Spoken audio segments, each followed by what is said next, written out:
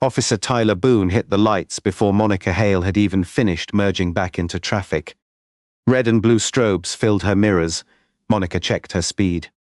47 in a 50, seatbelt on, phone in the console. Nothing in her hands. She eased the grey rental sedan onto the gravel shoulder of Georgia Route 22, put the car in park, and lowered the driver's window before Boone reached her door. He stopped 2 steps back, license. Monica kept both hands on the steering wheel. Good afternoon, officer. What did you stop me for? License first. His tone wasn't loud. That was almost worse. Monica reached slowly toward her purse on the passenger seat. I'm reaching for my wallet. I can see that. She removed her driver's license and handed it through the window. Boone studied it. Virginia. Yes, this your car? It's a rental. Registration. The rental agreement is in the glove compartment. Boone glanced inside. Go ahead. Monica opened the compartment, removed the folded agreement, and passed it over. Boone looked from the document to her face, then back to the document. Enterprise? Yes. Picked up in Richmond? Yes. And you're in Bryan County, Georgia. That's correct. What are you doing down here? Monica looked at him. Traveling for work. What kind of work? Federal. Something changed in his expression. Not fear. Not respect. Interest. What agency? Monica paused. Is that related to the traffic stop? Boone gave a small smile. You people always answer questions with questions? What people? The smile disappeared. People who think a traffic stop is a negotiation. Monica glanced at the body camera centered on his chest. A small red indicator was lit. Good. Boone noticed her looking. You worried about the camera? No. Then why are you staring at it? I like accurate records. For half a second, neither of them spoke. A pickup passed in the opposite lane. Boone looked down at her license again. Step out. Monica's hand stayed on the wheel. For what reason? Your plate's partially obstructed. She glanced toward the rearview mirror. The rental company frame? Step out of the vehicle. Monica unbuckled her seatbelt. I'm complying. She opened the door and stepped onto the shoulder. Boone immediately moved between her and the sedan. Monica was 46, medium height, wearing dark slacks, a cream blouse, and a charcoal jacket that had spent 4 hours getting wrinkled against the rental car seat. She didn't look threatening. She didn't look nervous either. Boone seemed to notice that. Where exactly are you headed? North Briar. To see who? That isn't relevant. His jaw shifted. Federal work, but you won't say which agency? I didn't say I wouldn't, then say it. Monica looked at him for a moment. No. Boone laughed once, not because anything was funny. Okay. He walked toward the back of the sedan. Monica stayed where he had told her. Boone crouched behind the car and examined the plate. The state name was visible. The registration sticker was visible. The plate numbers were visible.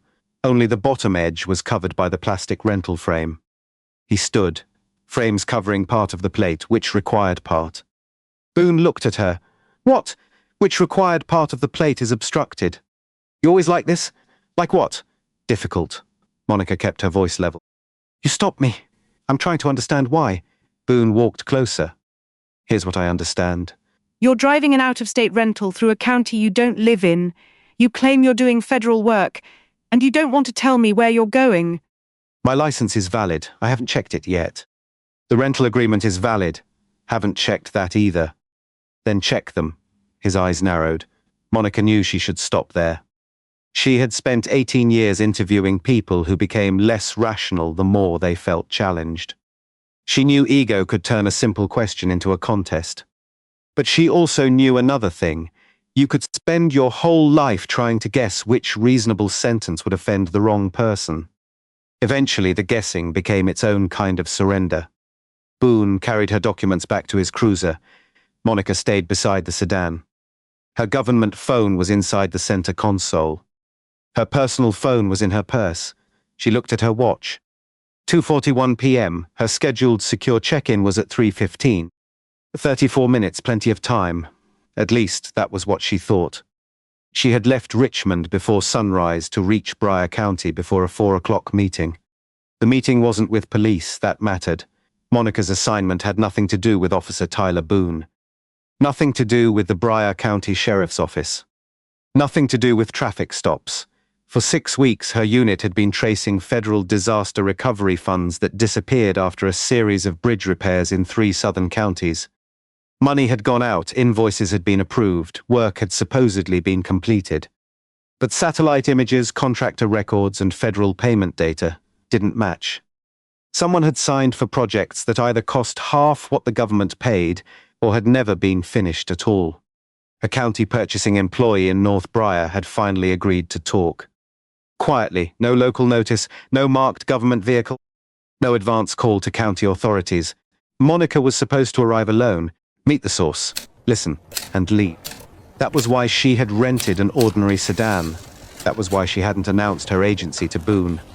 Not because her job was a secret, because her destination was. She looked toward his cruiser. Boone was talking on the radio. Then he looked directly at her. A second patrol unit appeared 3 minutes later. Monica watched it pull in behind Boone. The younger officer who stepped out couldn't have been more than 27. His nameplate read Pruss. He approached Boone's cruiser first. They spoke for less than a minute. Price looked toward Monica. Boone said something. Price frowned. Then both officers walked over. Boone handed Monica's license back. License is clean. Thank you. Rental agreement checks out, okay? Monica held out her hand for the agreement. Boone didn't give it back. She looked at it. May I have that in a minute? Price stood slightly behind him. Monica looked at the younger officer. His body camera was running too. Boone asked, "You been drinking today?" "No. Any medication? No. Anything in the vehicle I need to know about? No weapons? No drugs? No large amount of cash?" "No. Then you won't mind if I take a look?" Monica stared at him. "Yes, I will." Boone's mouth tightened. "I thought you said there was nothing in there." "There isn't anything illegal. So what's the problem?" "I don't consent to a search." Price looked toward Boone. Boone kept his eyes on Monica. "You're making this harder than it needs to be." "No, officer. I'm answering your question. I asked if there's anything illegal. And I said no, then let me confirm it. That isn't how consent works." Boone turned toward Price. "You hearing this?" Price hesitated. "Yes." Boone looked back at Monica. "You said you work federal." Yes. Doing what? I'm not discussing my assignment on the roadside. "Assignment." He repeated the word as if she had just made it up. "Yes, you some kind of contractor? No, consultant? You work for the government?" "Yes." "Doing what?" Monica's expression stayed neutral. "Work that has no connection to this stop." Boone took a step closer. "You know what's funny?" Monica waited. People who actually work for the government usually just say where they work. Price shifted his stance. Monica looked at Boone. People working in active matter usually don't explain that matter to strangers. I'm not a stranger. I'm law enforcement. That doesn't give you access to unrelated federal information. Boone's face changed. There it was. The sentence he heard was not the sentence she had spoken. "You saying I don't have clearance?" "I'm saying my work is unrelated to your traffic stop." Boone laughed. "Clearance," he looked at Price. "You believe this?" Price didn't answer. Boone turned back to Monica. "Unlock the car." "No," his voice hardened. "That wasn't a request." "Then tell me the legal basis. You're being detained while I investigate suspicious circumstances." "What suspicious circumstances?" "Your behavior." Monica stared at him. "My behavior is that I declined a search. You've been evasive since I walked up." "About my job, about everything. My license is clean." Boone said nothing. "The rental agreement is valid." "Nothing, you confirmed both." Price looked at Boone. Monica continued, "So what exactly are you investigating now?" Boone folded the rental agreement and pushed it into his vest pocket. "Officer safety." Monica almost smiled. His eyes moved toward her car, then back to her. "I don't know yet." That answer told Monica more than he intended. She looked toward Price. "Officer Price, did dispatch return any warrants, stolen vehicle alerts, or rental issues?" Price's lips parted. Boone turned toward him. "Don't answer that." Monica looked back at Boone. "Why not?" "Because you don't direct my officers." I asked him a factual question. I said, "Don't answer." Price lowered his eyes. Monica understood. Boone wasn't just controlling her. He was controlling the record in real time. Her watch read 2:47. 28 minutes to check in. She could reach into the car, get the government phone, and call her office. But Boone was already watching every movement. so she stayed still. Boone circled the sedan. He looked through the rear window. Then the passenger window. A black nylon work bag sat on the floor behind the passenger seat. Beside it was a narrow document case. No markings were visible from outside. Boone pointed. What's in the black bag? Personal work equipment. What kind of laptop? What's in the other case?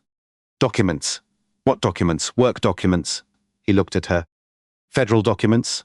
Monica didn't answer. Boone smiled. Now we're getting somewhere. No, we're exactly where we were. He pulled the rear passenger door handle. Locked. Price looked at him. Tyler Boone turned. What? The stop's clean. Boone stared at him. Price continued more carefully. License, rental, plate. Everything came back. I know what came back. So what are we holding her for? Boone looked at Monica. She's concealing information, Monica said. Information you're not entitled to. Boone's head snapped toward her. Price spoke before he could. She hasn't lied about her identity. You taking over? No, then don't back. Monica watched his face. He knew, maybe not everything, but enough. Boone walked to the driver's side. Give me your phone. No. Which one? That was the first question that genuinely surprised her. Boone caught it. His eyes sharpened. You got more than one? Monica said nothing. He looked through the window. The government phone was partly visible in the center's console. Black case. No agency markings, you said no phone? I said I'm not giving you my phone. Whose phone is that? Mine, you have two? Yes, why work? Boone nodded slowly. Federal work. Yes, and you still won't identify the agency. I didn't say that, then identify it. Monica looked at her watch again. 2:49. 26 minutes, she made a decision. Officer Boone, I am a credentialed federal employee.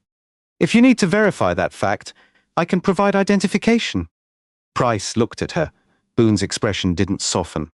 Now you've got federal ID. I've had it the entire time. Where? In my work bag? Boone glanced toward the rear seat. The bag you won't let me access. He smiled. You hear yourself? I do.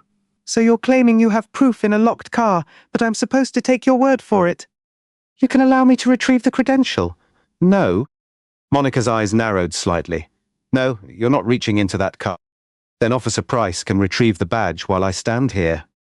Price looked toward Boone. Boone shook his head, no. Monica stared at him. You're refusing verification. I'm controlling the scene. You asked me to identify my agency. And now I'm deciding how that happens. Monica looked at his camera again. The red light was still on. Boone followed her gaze. Stop looking at my body cam. Why? You keep trying to make this into something. Monica's voice dropped. You stopped a valid rental car over a plate frame. The documents cleared. Then you asked to search. I said no. Now you're refusing the same identity verification you demanded. Price looked away. Boone stepped close enough that Monica could smell coffee on his breath. You know what your problem is? No. You think because you know a few procedures you know my job? Monica held his gaze. I haven't told you what I know. That stopped him for 1 second, then Boone smiled. Turn around. Monica didn't move. Am I under arrest? Turn around for what? I said turn around. Price stepped forward. Tyler, we don't have. Boone pointed at him without looking away from Monica. Back up. Price stopped. Monica's pulse picked up. Not because she thought Boone was about to shoot her. Because the situation had crossed a line, and she had allowed it to get farther than she should have. Her job taught patience. Her training taught control. But control could become arrogance if you started believing facts alone would stop someone committed to ignoring them. That was Monica's mistake. She had assumed Boone wanted an answer. He wanted submission. She turned around. I'm complying. Boone took her right wrist. His grip was unnecessarily tight. Monica looked over her shoulder. Your camera is recording my hands. I know, my hands have been visible. I know, I have not threatened you. Stop talking. No, his grip tightened. Price stepped closer again. Tyler. Boone spun toward him. You want to get sent home? Price froze. There was history in that question. Monica heard it immediately. Price's face changed. He looked down. Boone turned back to Monica. Hands behind your back. She placed them there. He did not cuff her. Not yet. Instead, he guided her toward the hood of his cruiser and positioned her beside it. Stay. Monica looked at him. I'm not a dog. His face hardened. Then stop acting like you need commands repeated. Price flinched. Monica said nothing. That silence seemed to disappoint Boone. He walked back toward her rental. Price followed. You can't search it because she won't tell you her agency. I'm not searching because of that. Then why? Protective sweep. She's 20 feet from the car. Boone stopped. You writing policy now? No, good. Boone pulled a pair of black gloves from his pocket. Price stared at them. What are you doing? Inventorying accessible items. It's not impounded, not yet. Monica spoke from beside the cruiser. You need a lawful basis to seize the car before you inventory it. Boone turned around. You just cannot help yourself. I'm trying to stop you from creating a problem you don't need. He walked back toward her. You threatening me? No. That sounded like a threat. It was advice. I don't need advice from you. Monica's eyes stayed on him. You might. For a moment, the road seemed very quiet. Boone looked at her, then at Price, then back at the rental. He had another opportunity to end it. Hand back the paperwork. Document the plate frame warning. Let her leave. Monica could see Price waiting for him to choose that option. Boone did not. He reached through the still-open driver's window and unlocked the doors. Price stared at him. Tyler Boone opened the rear passenger door. Monica's voice sharpened. Officer Boone, I do not consent to that search. I heard you. He reached inside anyway. Monica took one step away from the cruiser. Price immediately turned toward her. Ma'am, stay where you are. She stopped. I'm staying.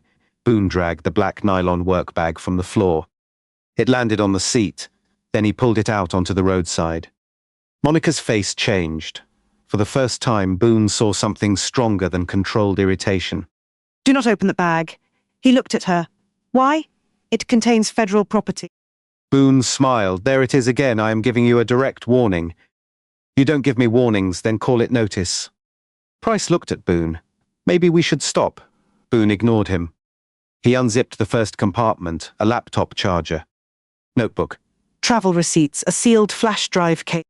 Nothing illegal. He opened the second compartment. Monica watched his hands. Her watch read 2:53, 22 minutes until the secure check-in. She had planned to make it from North Briar. Now she wasn't sure she would still have access to her phone. Boone pulled out the narrow document case. Locked. He shook it. What's in here? Federal material. Password, no combination? No, he looked at her. Let me guess, classified. I didn't say that. You people love that word. What people? He ignored the question. I said, Tyler, if she's telling the truth. Boone laughed. If she's telling the truth, what? Price didn't answer. Boone looked at him. You think Washington sent some secret agent down here in a rental car? Monica said, I never called myself a secret agent. Boone turned toward her. Then what are you? Monica held his gaze. Someone giving you every chance to stop. His expression flattened. He dropped the locked document case onto the hood. Then he reached deeper into her work bag. Monica saw his hand close around the small leather credential wallet. For the first time since the stop began, her stomach tightened. Boone pulled it out. Black leather. Federal seal embossed faintly on the front. Price saw it too. His posture changed. Boone looked at the wallet in his hand. Then at Monica. A trash barrel stood 20 feet away beside the county road pull-off, overflowing with fast food cups and paper bags. Monica followed his eyes toward it, then back to his face. Officer Boone. He opened the credential wallet. His expression changed. Not enough to make him stop, just enough to tell Monica he understood exactly what he was looking at. Boone held the credential wallet under the afternoon sun. The gold shield inside caught the light. Above Monica's photograph were the words United States Department of Transportation. Below it, Office of Inspector General, Special Agent. Monica Hale Boone read it twice. Price was close enough to see the seal. His face changed first. Tyler Boone closed the wallet. Monica watched him. You wanted to verify who I work for? Boone turned the credential over in his hand. This doesn't verify anything. Yes, it does. You got another ID? That is my federal credential. Anybody can order a badge online. Price stepped closer. That's not just a badge. Boone looked at him. You an expert now? No, I'm saying it has a credential card, so do fake ones. Monica kept her hands where Boone could see them. There's an agency switchboard you can call independently. Don't use any number I give you. Look it up yourself and verify my name and credential number. Boone stared at her. She had given him exactly what he claimed he wanted. A way to confirm her identity without trusting her. Price said, "We can do that." Boone's eyes stayed on Monica. "Why didn't you show me this when I first asked what you did?" I offered it before you searched my bag. No, you started giving speeches about federal work. I told you I was a federal employee. You told me just enough to sound important. Monica looked at the open work bag on the roadside. You asked me to identify my agency. I gave you a way to verify it. Boone opened the credential wallet again. You armed? No, federal agents carry guns. Some do, you don't? Not today. He looked at the photograph again. So you're a special agent who came down here alone, unarmed, in a rental car. Yes. To do what? I'm not discussing an active federal matter with you. Boone smiled. There it is. Price shook his head. That doesn't make the badge fake. Boone turned. I didn't ask you. No, but go stand by the car. Price didn't move. Boone lowered his voice now. Price walked toward the patrol unit. Monica watched him go. Boone noticed. You keep looking at him like he's going to save you. I don't need him to save me. Could have fooled me. I need one officer here to remember he works for the public. Boone's eyes hardened. He slipped the credential wallet into his own vest pocket. Monica's voice changed. Give that back. No, that is federal property. Then I'll treat it as evidence. Evidence of what? Possible impersonation. Monica stared at him. You were given a method to verify it. I'm not taking instructions from a suspect. A minute ago, I was a driver who refused a search.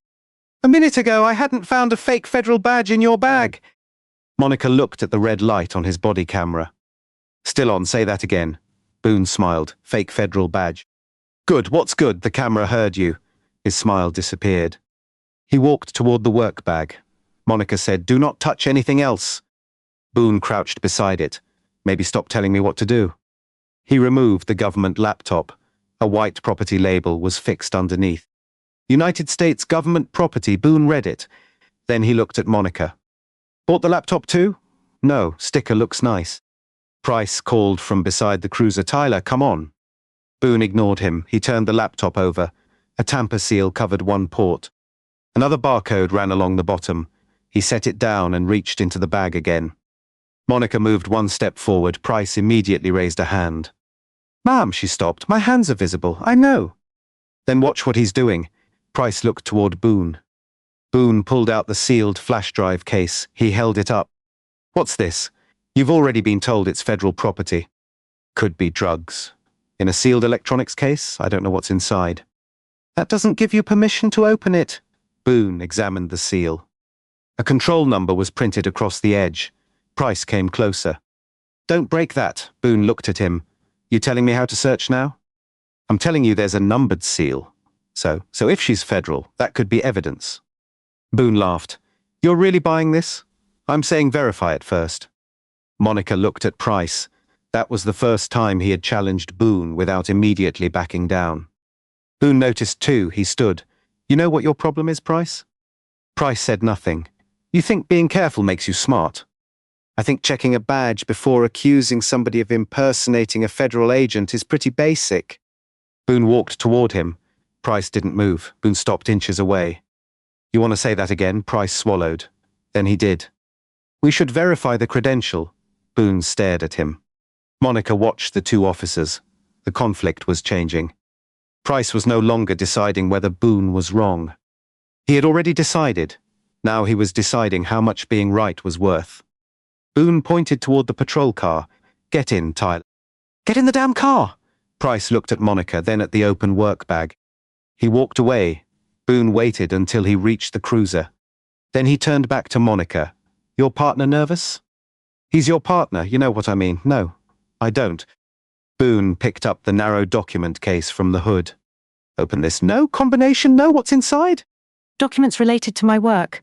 What kind? Protected federal records. He nodded. Convenient. It was convenient when you could have verified my credential 3 minutes ago. Boone's jaw flexed.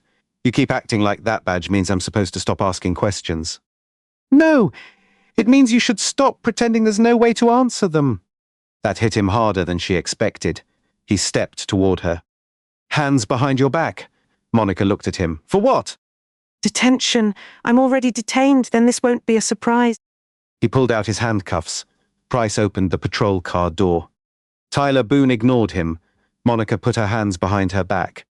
The cuffs closed around her wrists, not crushing, not gentle either. Monica flexed her fingers once. Time? Boone frowned. What time are you placing me in cuffs? You got a watch. My hands are behind me. Price checked his phone. 2:58. Boone looked at him. Stop helping her build a case. Price's eyes narrowed. I answered the time. Monica filed the moment away. 2:58. Boone walked her toward the rear of his cruiser. Sit. Monica stopped before the open door. Am I under arrest? No. What crime are you investigating? Federal impersonation. Possible possession of restricted property, based on a credential you refuse to verify. Boone leaned closer. Get in the car. Monica didn't. I want that reason on your camera. You want everything on camera. Yes. You know why innocent people don't do that? Monica looked directly at him. Innocent people are usually the ones who need the record most. Price's head turned. Boone's mouth tightened. Get in. Monica sat in the back seat. Boone closed the door. The window was cracked enough for her to hear him outside. He walked toward Price. Call the shift sergeant. Price looked at him. Why? Because we have somebody impersonating a federal officer. Or we have a federal agent you won't verify. Boone stepped closer. You keep taking her side. I'm taking the side of not making this worse. Boone gave a humorless laugh. You scared? That answer caught him off guard. Price pointed toward the open work bag. Because if she's fake, we lose 2 minutes calling a federal office. Then he pointed toward Monica. If she's real, what exactly do you think happens after you break those seals? Boone glanced at the evidence case. He didn't answer. Price continued. You don't know, neither do you. That's why I'm saying verify. Boone looked toward the cruiser. Monica could see him through the glass. Another chance. Another door he could choose not to walk through. He turned back to Price. Call the sergeant. Price reached for his radio. Boone added, and tell him I have a suspected federal impersonator with restricted materials. Price stopped. I'll tell him what we have. Boone stared at him. What does that mean? It means I'm not calling the badge fake until somebody checks it. Boone's hand moved toward Price's radio. Price stepped back. You touch my radio, we have a different problem. The words surprised both of them. Boone's face went red. Monica leaned slightly toward the window. Price had finally found his line. Boone looked around the pull-off. A few vehicles had slowed while passing. No crowd had gathered. No one was standing there filming. There was no outside audience forcing him to perform. The pressure was coming from inside the stop now. From Monica. From Price, from his own camera. Boone lowered his hand. Fine, call. Price turned away. Monica looked at the dashboard clock through the partition. 3:1. 14 minutes until check-in. She shifted her wrists. The cuffs clicked against the seat. Boone returned to her rental and continued searching. That surprised her more than the cuffs. He had called a supervisor. He knew Price intended to verify the credential, and he kept going. He opened the front passenger door, then the center console. Monica called through the cruiser window. Officer Boone. He ignored her. My government phone is in that console. That made him stop. He looked inside. Then he picked it up. Black case, encrypted federal device. The screen lit when he moved it. Authorized US government use only. Boone stared at the message. Price looked over from where he was speaking into his radio. Monica watched Boone's face. The doubt was finally there. He turned the phone over. A small inventory label matched the numbering format on the laptop. For a few seconds he simply held it. Then his expression hardened again. Nice setup, he said. Monica almost couldn't believe it. You think I built an encrypted federal phone to get through a traffic stop I didn't know would happen? Boone walked toward the cruiser. You tell me, use it. What? The emergency contact is accessible from the lock screen. Boone looked down. Monica continued. You can verify the device without unlocking any case material. Price lowered his radio. Do that, Boone turned toward him. I don't need both of you directing this stop. Price approached. Sergeant says he's 15 minutes out. Boone frowned. 15? He's finishing a crash scene. Boone looked toward Monica. She could see him calculating. 15 minutes was a long time to sit beside a federal credential you hadn't verified. Price said, "I'm calling the agency." "No." Price, stop. Boone pointed toward him. "We wait for the sergeant." "You wanted verification. I want command here. Why?" "Because this is beyond a traffic stop." Price looked at the open rental. "Yeah," his voice changed. "You made sure of that?" Boone stared at him. Price took out his phone. Boone said, "What are you doing?" "Finding the agency switchboard." I said, "Wait." Price looked up. "You told me 5 minutes ago I wasn't running the stop." "You're not. Then this is me protecting myself." Boone went still. Price stepped farther away and searched the official federal website. Monica couldn't hear every word, but she saw him make the call. Boone sought it too. He didn't stop him. Instead, he walked to the trash barrel near the edge of the pull-off. Monica watched through the patrol window.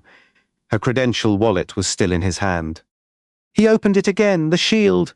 Her photograph, her name, her title. He stood there for several seconds. For the first time, his shoulders seemed lower. He could walk back, put the badge in an evidence bag. Wait for verification. Say he had made a mistake and keep the mistake from becoming something worse. Price was 20 feet away, talking to someone on the phone. Monica watched Boone look toward him, then toward her. Something in his face changed.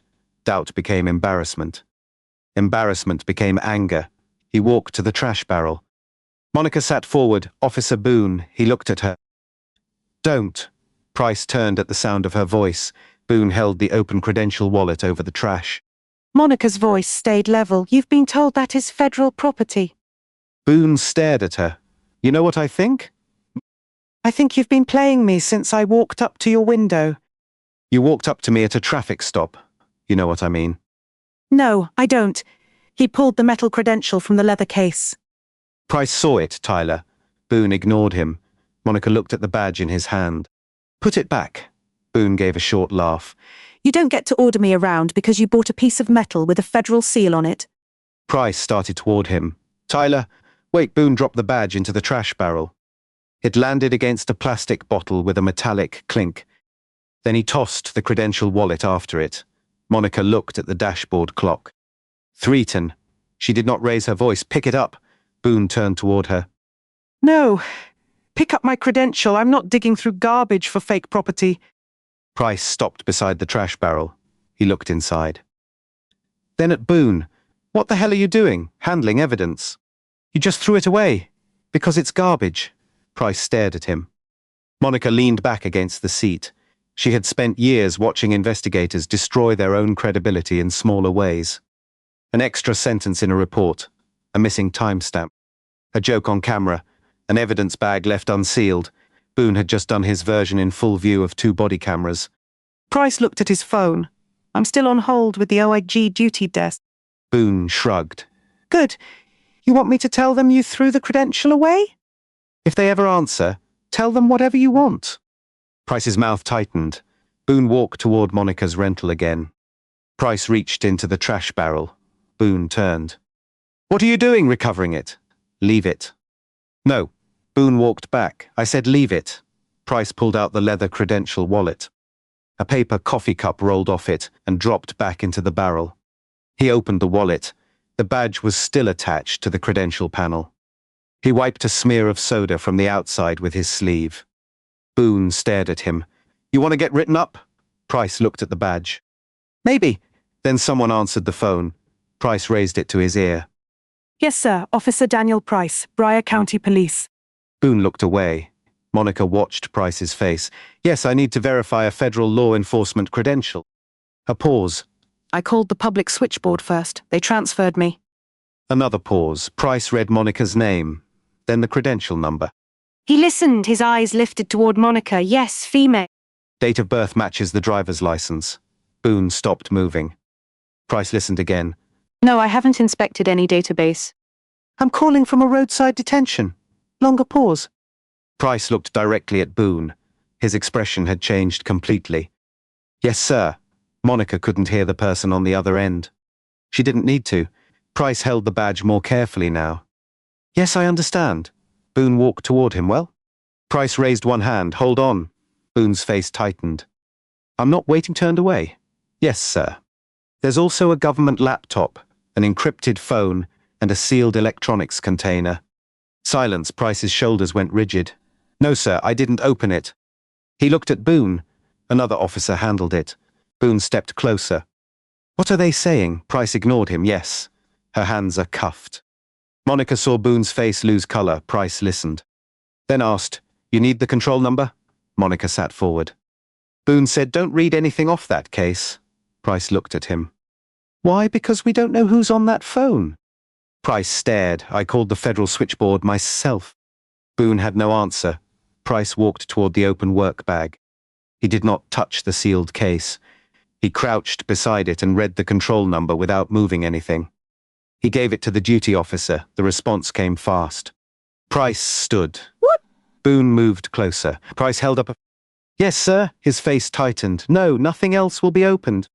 Boone said, "Give me the phone." Price stepped away. "No, Price, no." Monica watched them. That was the relationship shift. 10 minutes earlier, Price had been asking Boone to slow down.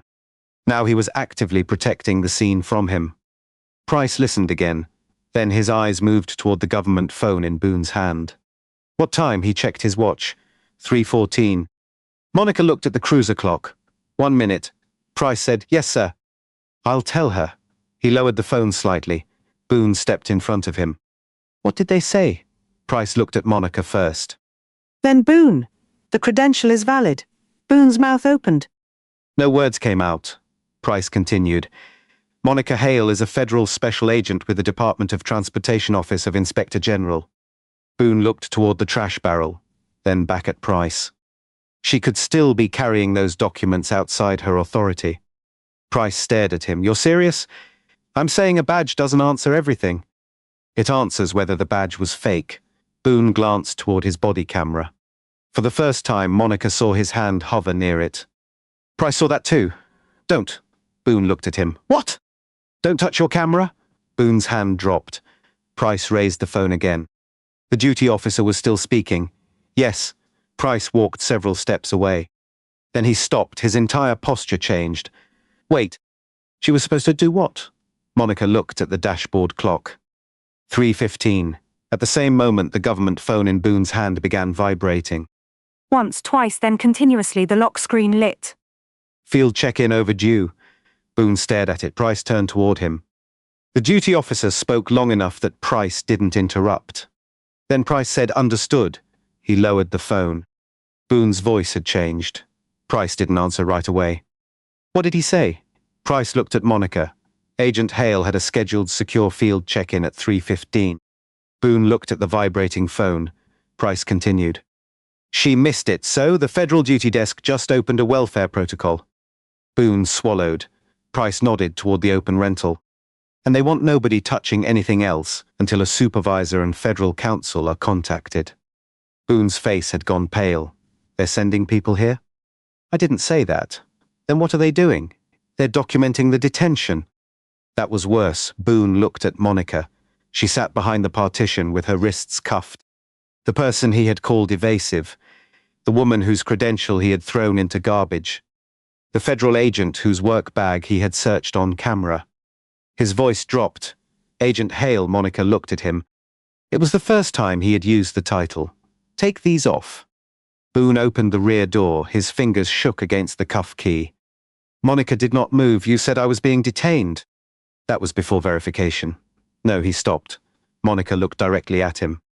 "It was before you believed the verification." Boone swallowed.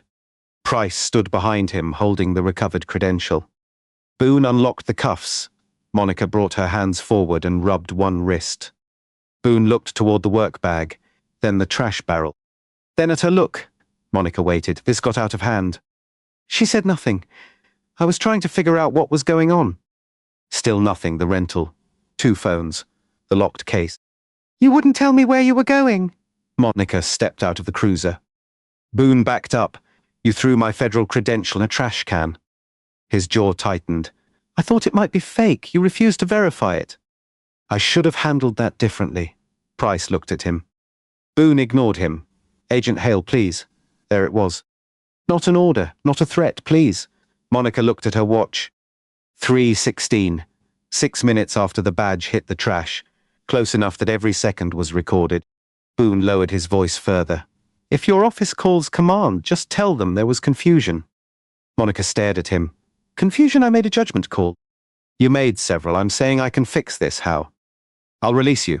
No citation, no report beyond the stop. Price's face changed, Monica noticed. So your solution is no report? Boone realized the mistake as soon as he said it. No, that's not what I meant. You just offered to make the encounter disappear. I said I could keep this from becoming bigger than it has to be. Monica looked toward his camera. Too late. Boone stepped closer. Please. Price had never seen him speak to anyone that way. Boone lowered his voice until it barely carried over the passing traffic. I've got 18 years in this job. Monica didn't answer. My pension's not far off. That has nothing to do with me. I made a mistake. You made a series of choices. I'm admitting it, no. Monica looked toward the trash barrel. You're afraid of the consequences. Boone's eyes went down.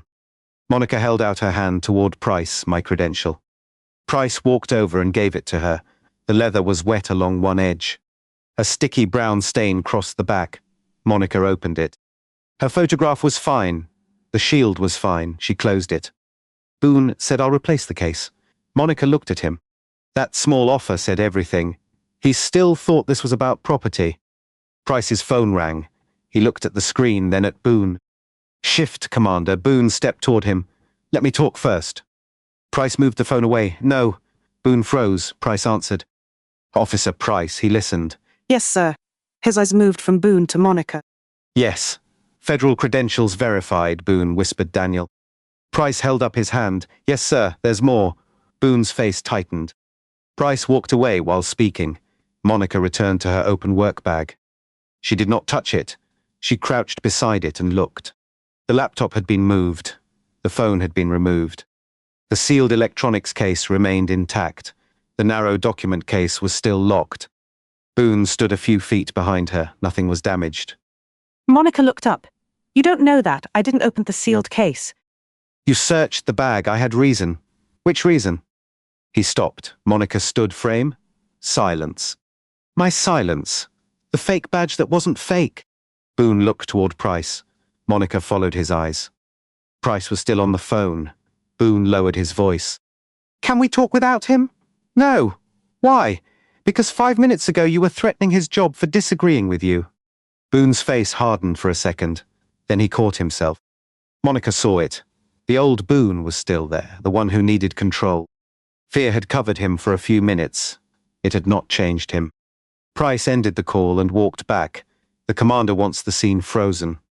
Boone looked at him. What does that mean? Nobody leaves. Boone stared. Price continued. Bodycam stay on, no deleting, tagging, or uploading outside normal procedure. Rental stays where it is.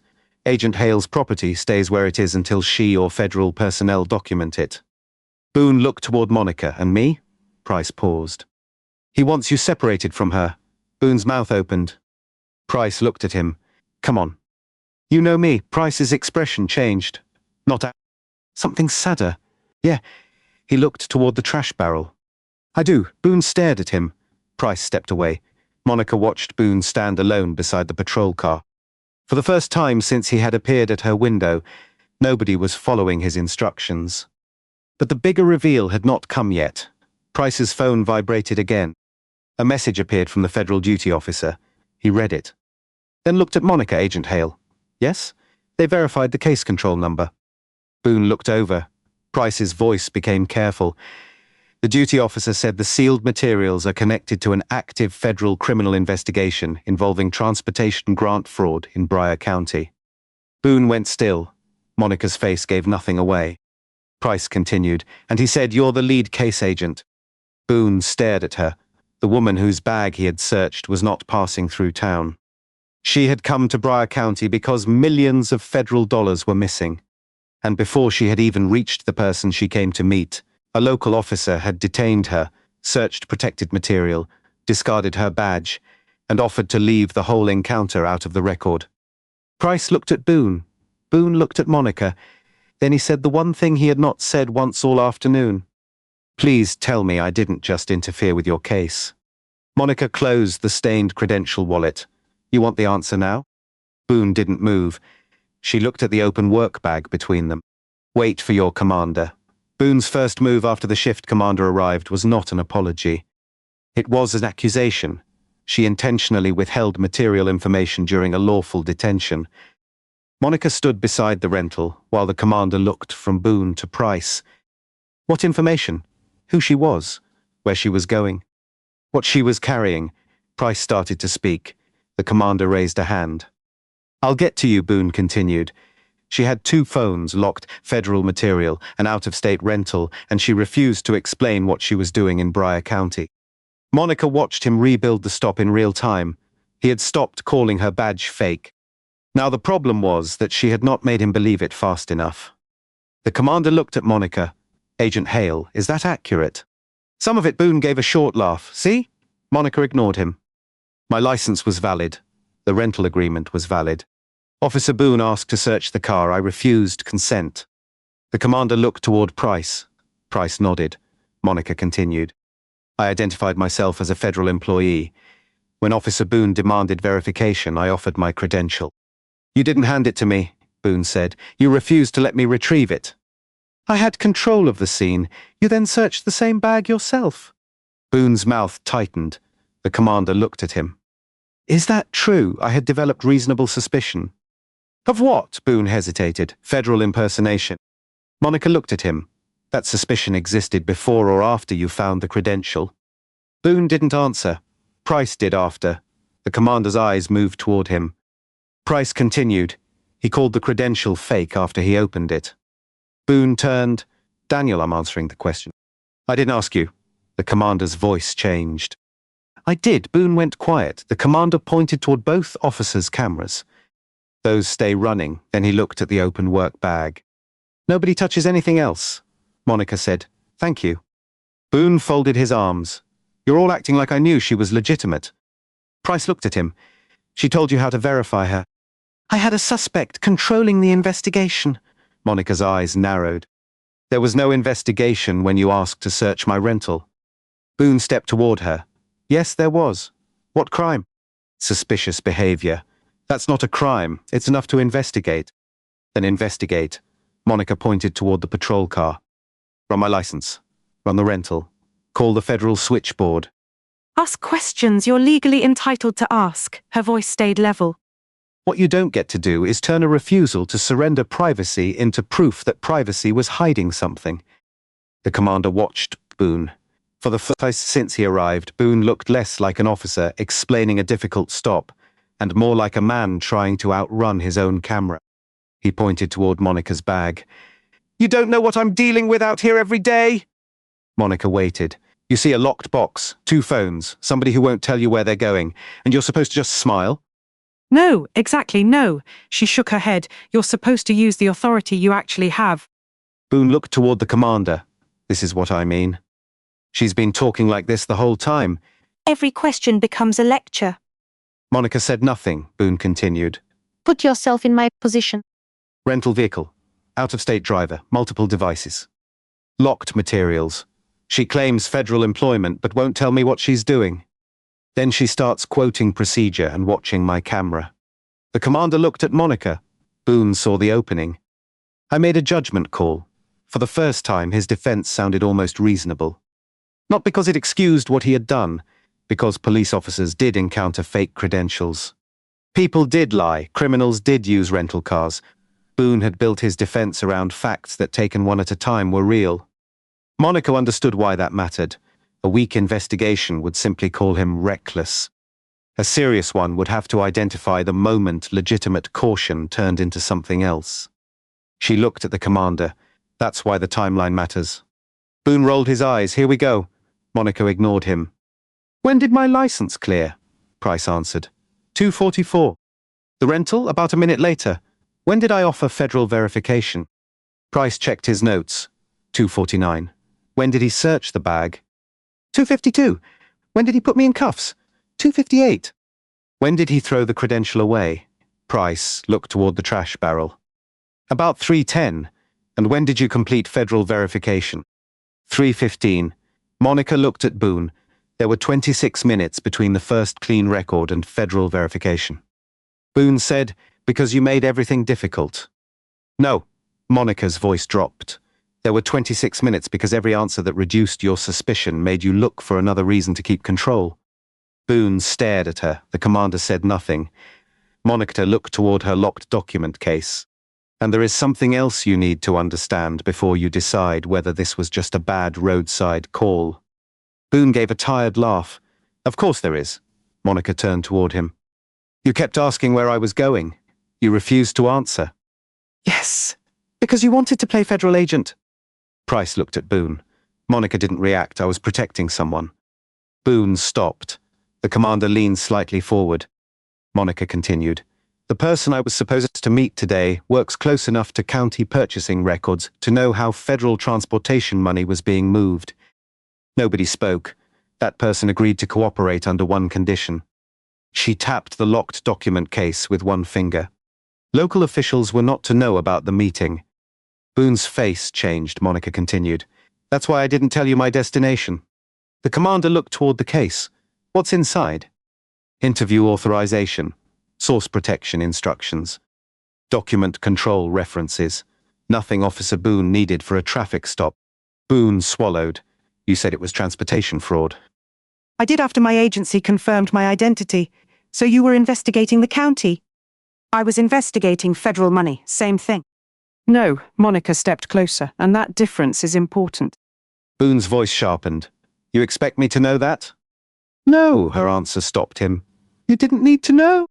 She held his gaze. That is the entire reason investigative boundaries exist. Price looked toward the work bag. Monica continued. You were not supposed to know where I was going. You were not supposed to know who I planned to meet. You were not supposed to see protected case material. Boone glanced at the sealed container. I didn't open it. Because Price stopped you. I chose not to. Price shook his head. No, Boone turned. What? You had the case in your hand. That doesn't mean I was opening it. You asked for the combination. Boone stared at him. Price continued. She refused. I told you the seal looked controlled. Then you put it down. The commander's face tightened. Monica looked back at Boone. The federal credential wasn't the most sensitive thing you touched today. He looked toward the bag. What are you accusing me of? Nothing beyond what happened. You just made it sound like I compromised some federal witness. Monica paused. You may have. Boone went still. Her secure check-in had been missed. That triggered more than a welfare call. The source had been given a contingency rule. If Monica failed to confirm by 3:15, there would be no meeting. No second attempt that day. No phone call. No waiting around to see what happened. The source would leave. Boone looked at her. You're telling me your witness disappeared because of this? I'm telling you the planned contact is gone. That's not on me. Monica stared at him. Why did I miss the check-in? Boone looked away. That could have happened for any reason. Price's jaw tightened. She was in your cuffs. Boone turned. Stay out of this. Price took one step forward.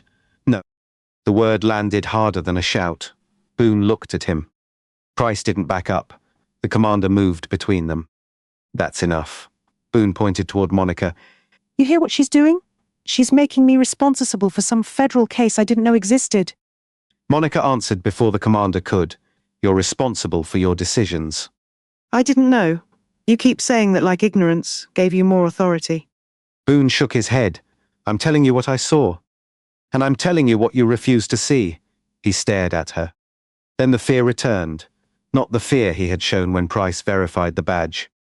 Something deeper. Agent Hale. Monica waited. If that source comes back, then none of this matters to your case. She looked at him. It already matters. Why? Because after learning my credential was valid, you asked me to tell your office there was confusion. Boone's face tightened. That was not what I said. Price looked toward him. Monica continued.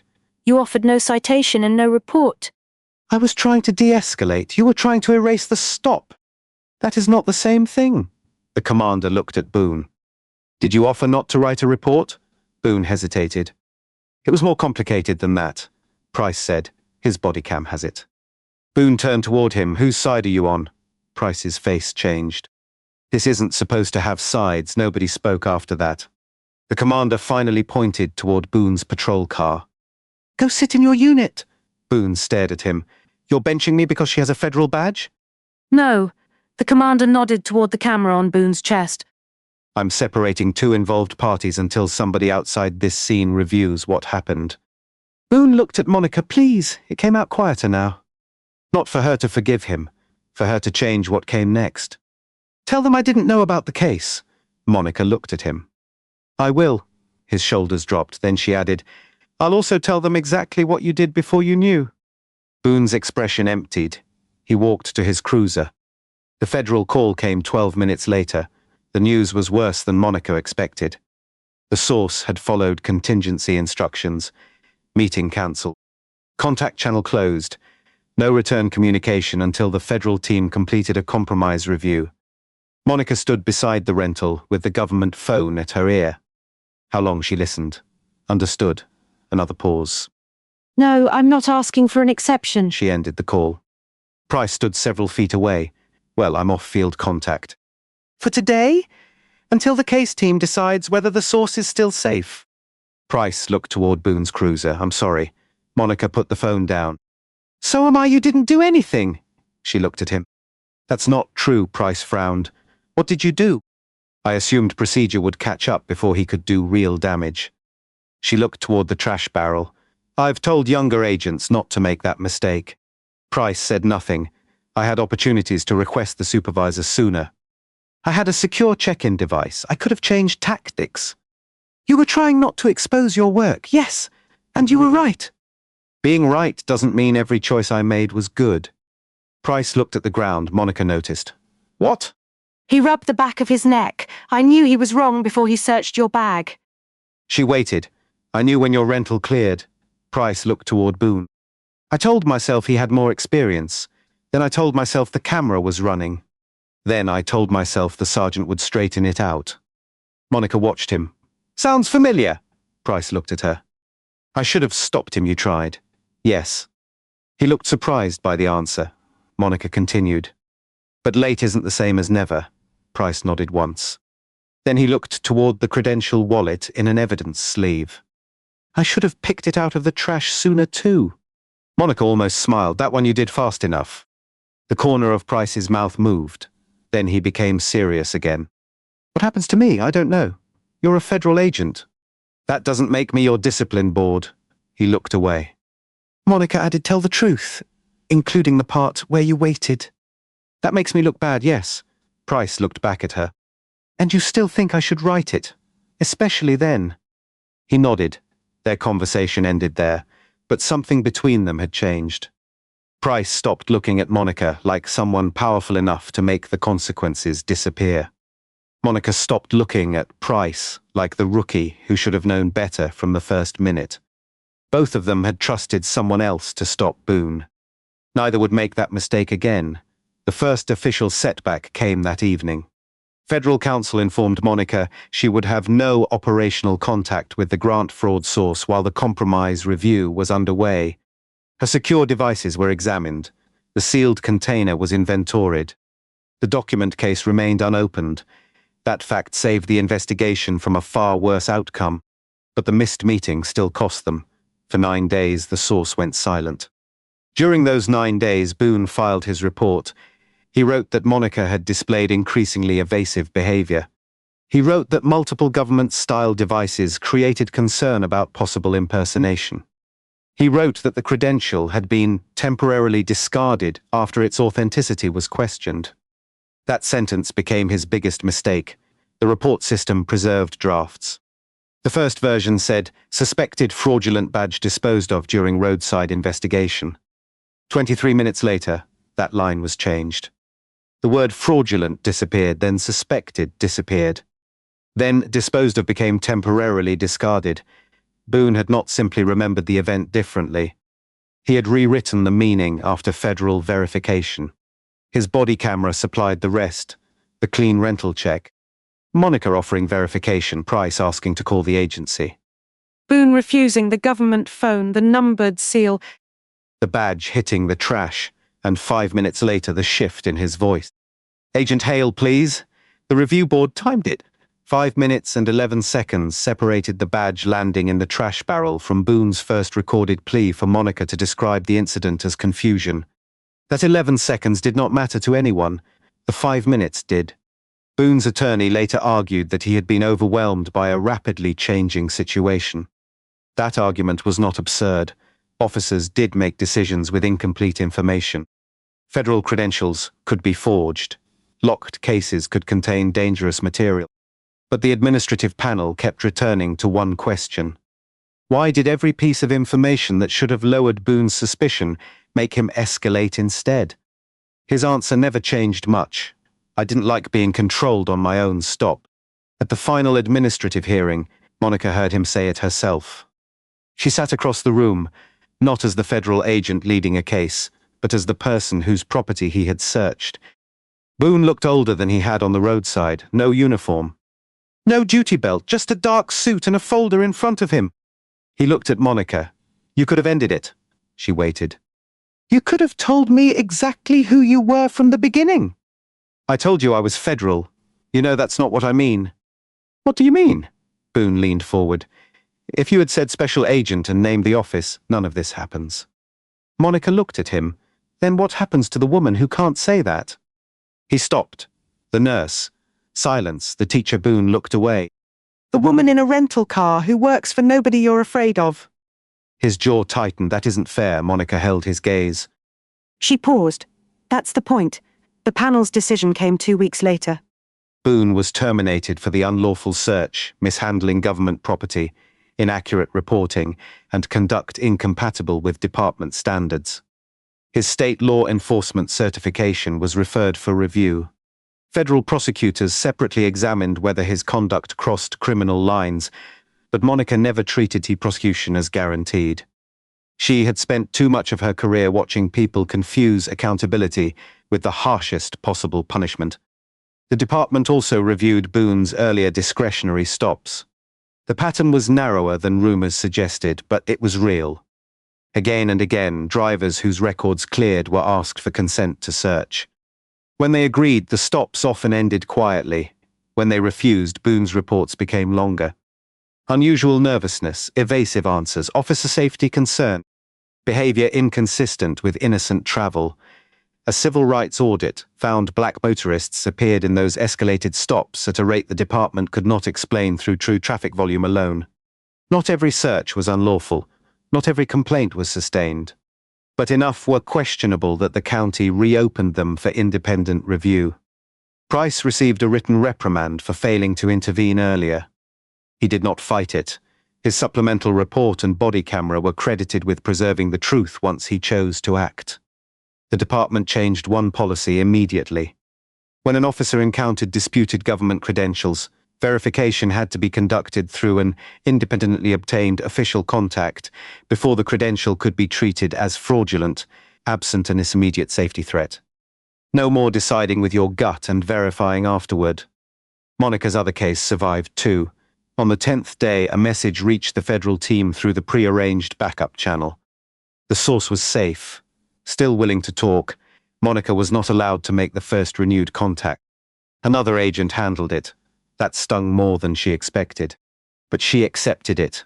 Weeks later, the source provided procurement records showing that millions in federal bridge money had been routed through inflated subcontracting invoices.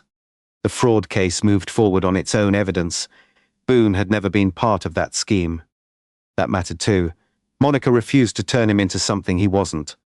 He had not stopped her because he knew about the federal investigation. He had not been sent by corrupt contractors.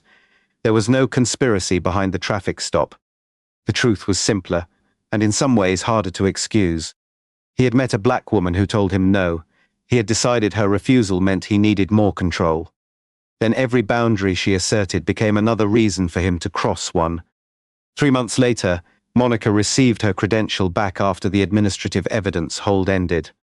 The badge itself had been cleaned. The leather wallet had not. A faint brown stain remained near the bottom edge. The property clerk offered a replacement. Monica looked at it. Then at the damaged one. I'll take the new wallet.